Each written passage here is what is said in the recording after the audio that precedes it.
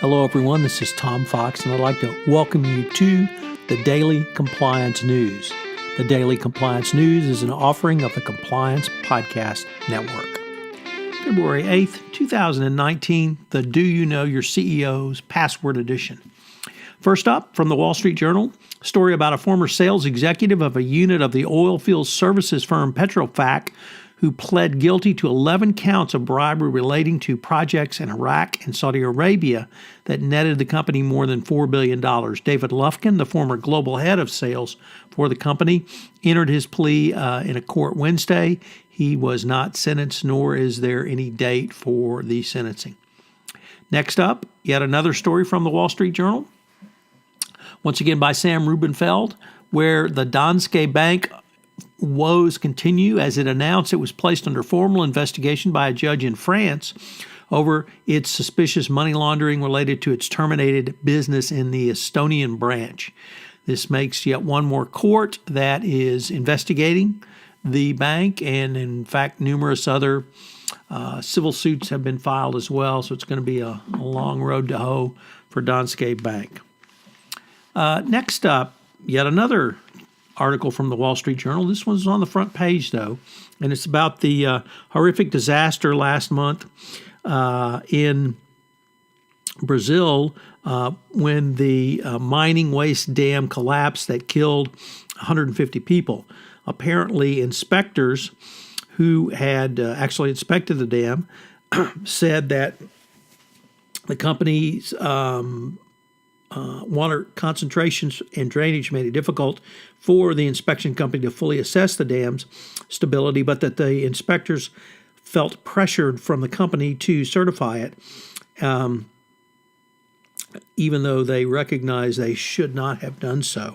The company, TUV-SUD, which worked as the inspector company, both was a consultant for and the inspection company for Vale and this dam. Clearly, that was a conflict of interest, and when you have your client leaning on you, obviously bad things can happen. And finally, yet a fourth article from the Wall Street Journal. Perhaps this should have been the Wall Street Journal edition day.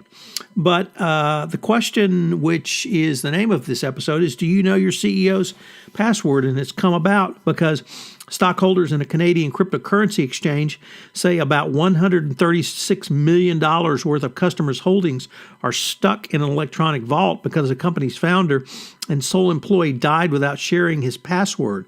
His wife has averred via affidavit that she does not know his password, and it is not known what happened to the money, or even how to get to the money. It's certainly a bizarre case, even within the murky and unpredictable world of cryptocurrencies.